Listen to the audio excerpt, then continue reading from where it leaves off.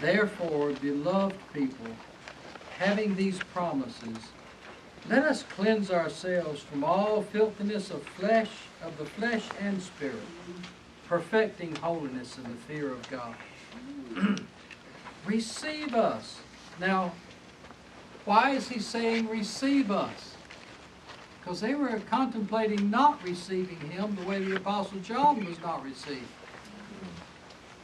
Receive us. He's asking the people he brought to Christ to receive him. Receive us.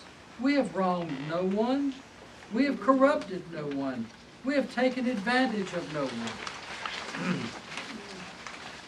I am not saying this to condemn you, for I have already said that you are in our hearts, to die or to live with you. Great is my openness with you. Great is my boasting of you. I am filled with encouragement. I overflow with joy in all our trouble.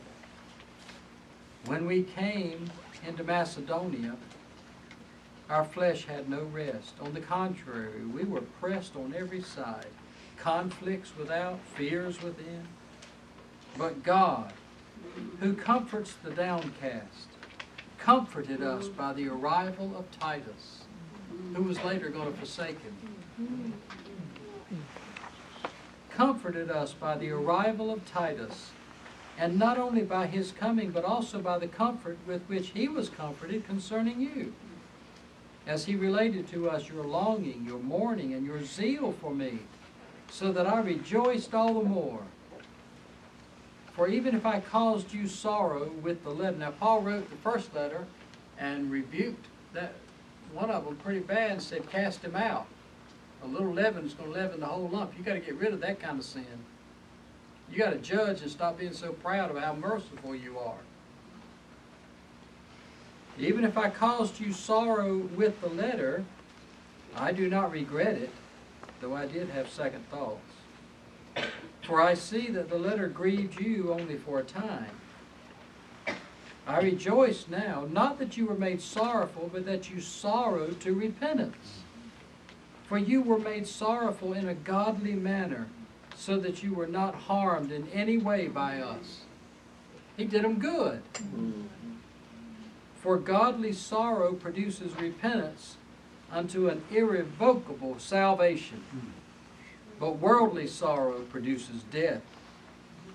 For behold, this very thing, how much earnestness your feeling godly sorrow has produced in you.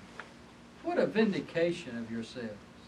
What indignation, what fear, what fervent desire, what zeal. They must have kicked him all the way out to Athens or somewhere. Or out to Delos on an island. They did what he said do. Now they were doing it a little bit overboard, so he tells them, now you got to forgive somebody if he repents. What fervent desire, what zeal, what punishment. In every respect you have proved yourselves to be innocent in this matter. You see, even though I wrote to you, it was not for the sake of the one who did the wrong, nor even for the one who was wronged, but to have your earnestness for us manifested among you in the sight of God. We are comforted by this. Besides comfort from you, we rejoiced even more because of Titus' joy, for his spirit was refreshed by you all. For whatever boast I made to him concerning you, I was not put to shame. To the contrary, as all things we have spoken to you are true, so our boasting of you before Titus is proved true as well. And his affections for you increase all the more as he remembers the obedient response of you all, how you received him with fear and trembling. I am glad that in everything I can depend on you. Now he says things like that, but then he goes back to the reality of where they're struggling in the Spirit.